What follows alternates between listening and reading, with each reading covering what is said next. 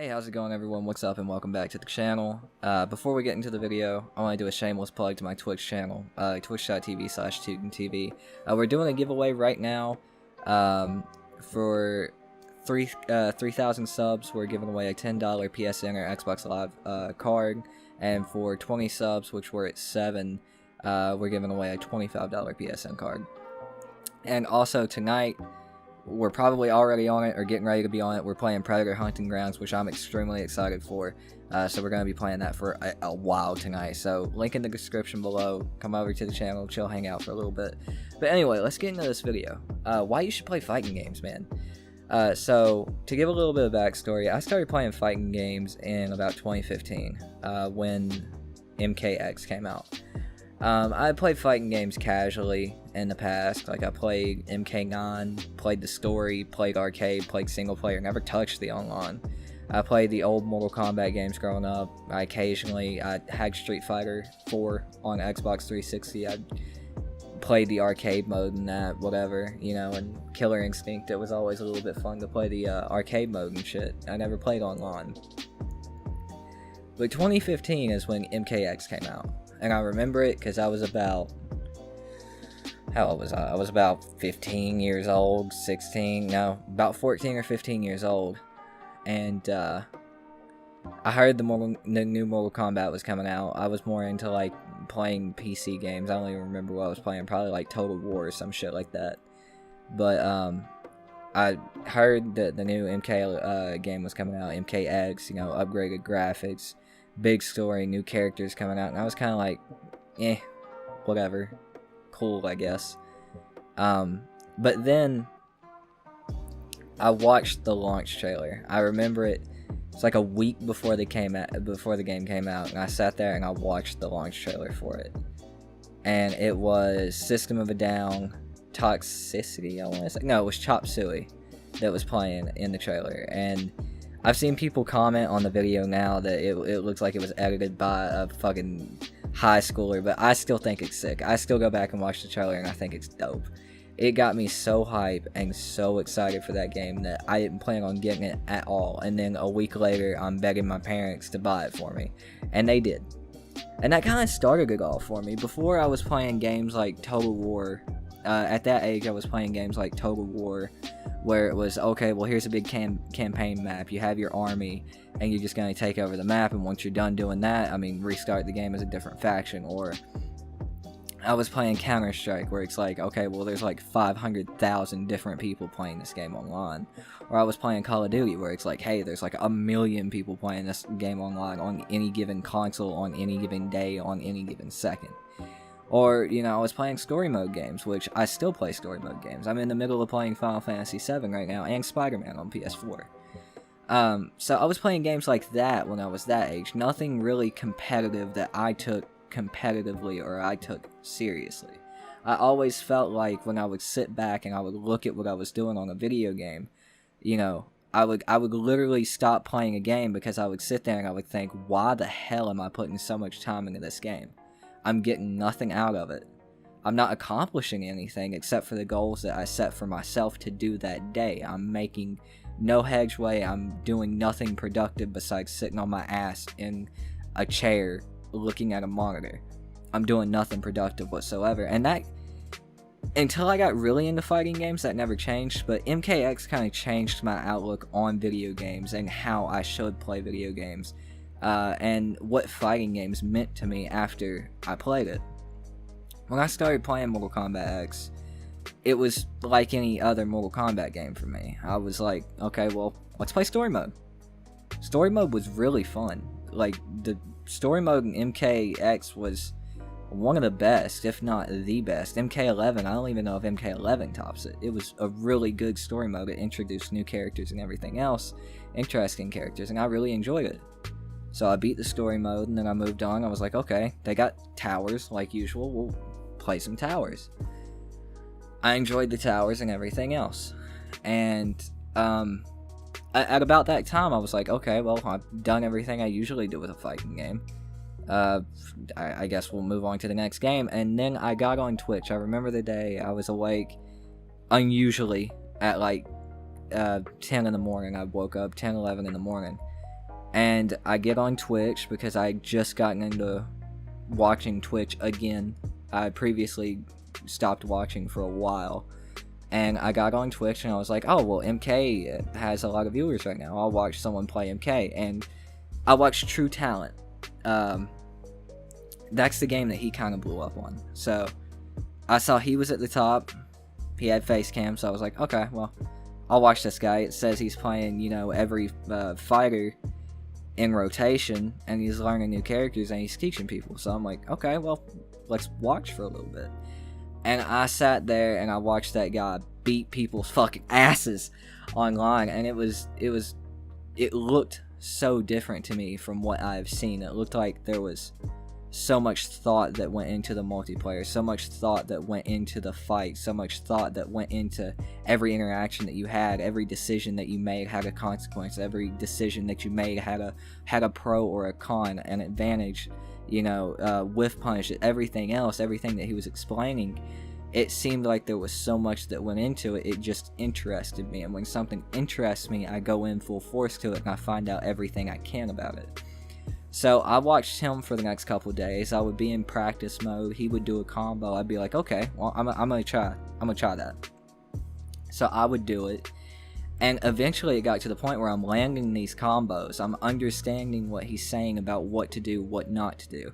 I'm going online. I'm winning games against people who I feel were strong players, and I was really, really enjoying it. Like, I was having tons of fun with it.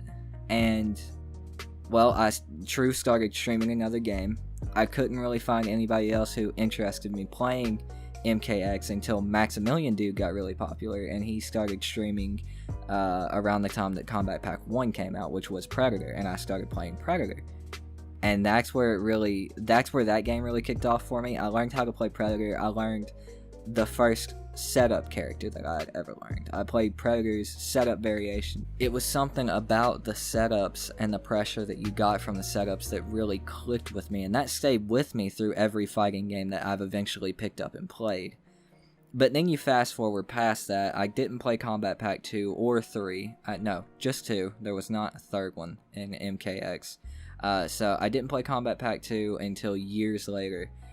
So you fast forward to me stopping playing video games majorly, in general, for the most part. I didn't really touch another video game past the time I stopped playing MKX for about another 2 years, which, by the time that I did get back into playing video games, Injustice 2 was coming out, and that's where it all really kicked off for me. That's where fighting games made me the gamer, the player, the person, the streamer, the YouTuber that I am today. So Injustice 2 is starting to come out. It's getting ready to come out. I'm already hyped. I didn't really get to play Injustice 1 that much. I played MKX. I'm like, okay, I have a base fighting game knowledge. You know, I don't know what frame data is. I don't really know what any of the, you know, terms are, 1, 2, 3, 4, the notations for the buttons or anything else. But I love DC. It's one of my favorite things. The Flash is my favorite superhero. He's in this game. It's a fighting game with superheroes. It looks amazing. The story looks great. The gameplay looks great. The characters look great. I was like, I am buying this shit. And I'm also gonna stream this shit. So, I got the game, right? And I started playing it, and I'm like, holy shit, dude. I'm 2 years older. I'm like 18 at this point. And I'm like, this is the funnest thing I've ever done, because there's so much to think about. There's so much to do. There's so many characters, so many different styles of playing. I was a Firestorm main in that game. So I had the setups. I had the pressure. I had the mix-ups. And I had so much fun doing it. I learned what frame data was. I learned what notations were. I actually went pro with it. I became a professional player with it. I was sponsored. I was sponsored to fly out to a gaming tournament, and I didn't get to, which I'll go into in another video. But I was learning what I was doing. I was learning all these things. I went professional with it. I was sponsored to fly out. I was doing all these things, and eventually I had to stop, but it changed everything again for me. The only games I wanted to play were fighting games. I bought Dragon Ball FighterZ. I bought Tekken 7. I was interested in Guilty Gear and everything else. it changed everything for me. And I want to, we're already like fucking 8 minutes into the video, and I haven't explained why you should play it. I'm explaining my experiences with it. Even with streaming, when it came to streaming fighting games, it grew my community. The community formed around my style of play and how I was as a fighting game player and person playing fighting games. And it was a great thing when it came down to it. But the reason you should play fighting games, because of what it did for me, what I can say is why you should be playing them, is it's rewarding. I think the main thing that I can say for playing fighting games is it's very rewarding. It is hell at first. When you first got out playing a fighting game, you were going to get your ass relentlessly beat over and over and over and over again. Constantly, 24 hours a fucking day. When that controller is in your hand, you're getting your fucking ass kicked. And that's just how it goes. But the more you get your ass kicked, the more you learn, the less you get your ass kicked. And you see progression in yourself as a player. It's like anything you do in life. You work on computers, you're going to see progression in how skilled you are at working on a computer. You work with software for long enough, you're going to see your progression of how easy it is for you to use the software after that. You play sports, you keep with it, you're going to see the progression of how you become as a player. And that's the same exact thing when it comes to fighting games. You progress and you see yourself progress, and you go from getting your ass kicked by this one dude you ran into in a ranked set one day, and then you run into him 3 months down the road and you flawless him, you double flawless him, and it's like there's progression there.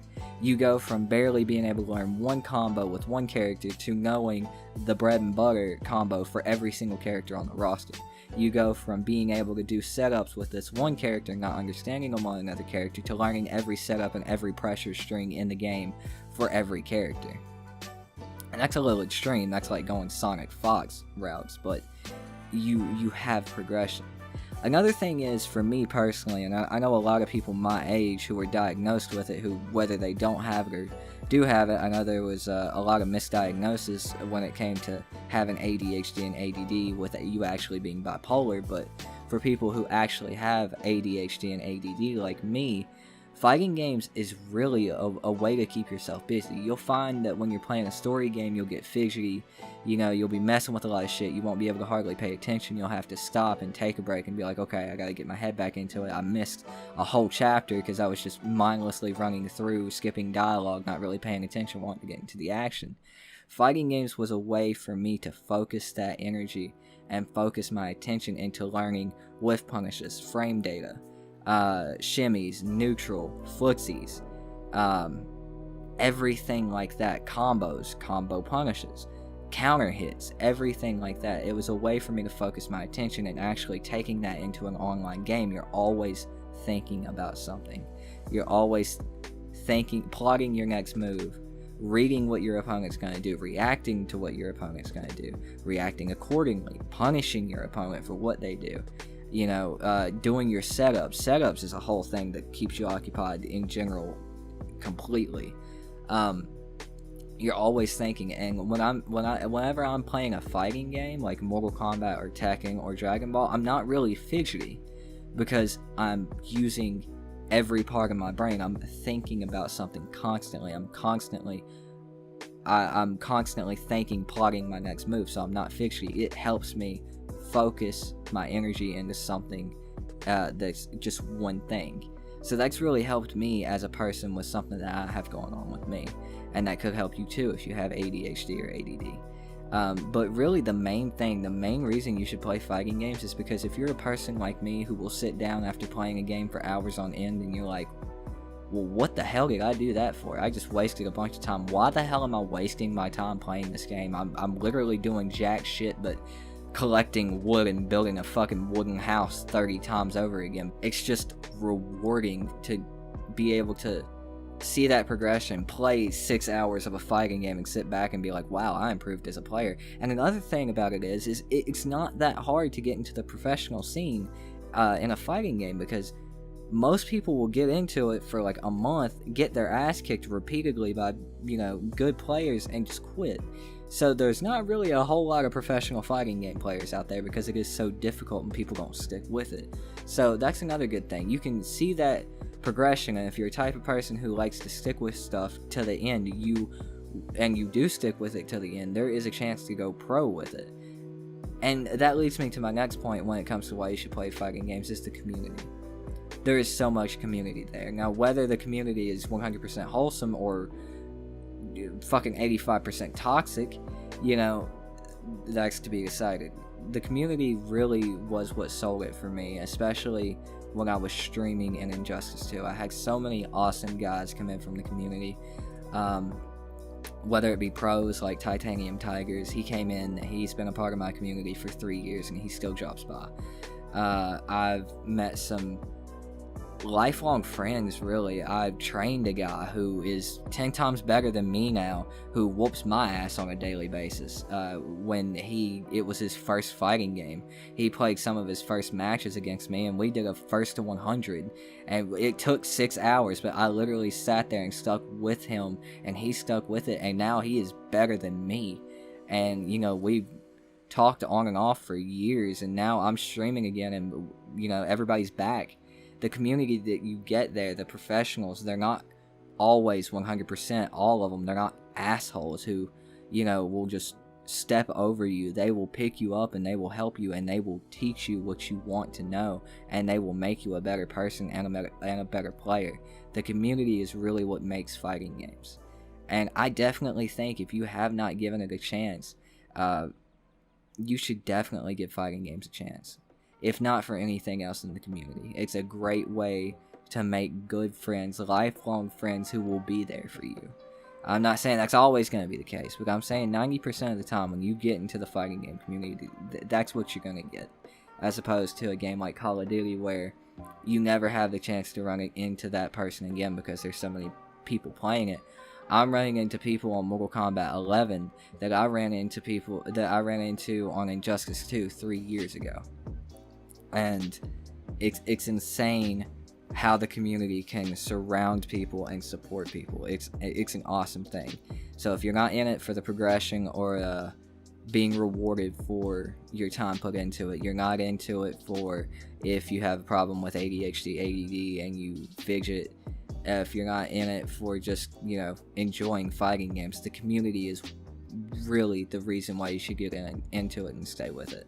Because it is a really amazing community. It's probably one of the best communities I've ever been a part of. Now, there are some bad eggs, but every community has that. Even in fucking out of video games, you know, you got your assholes in real life. You know, that's not going to change just because you're online.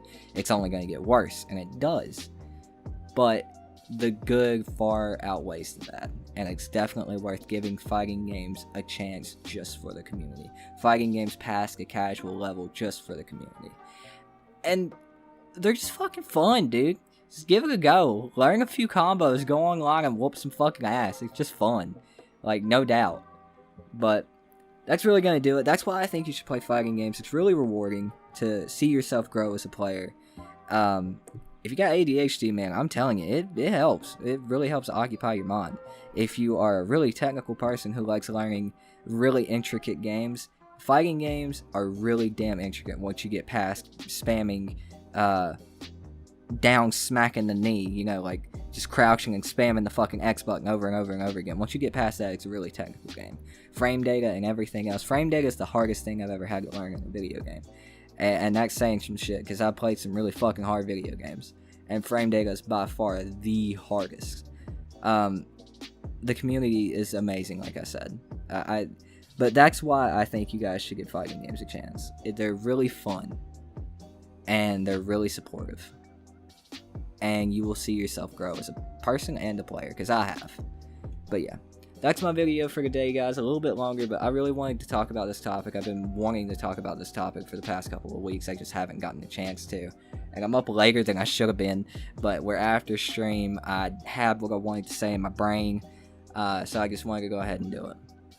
But yeah, guys, I play fighting games every night on twitch.tv/TootinTV. Well, not every night. Predator Hunting Grounds is coming out tonight. We're going to be playing the absolute fuck out of that coffee girl.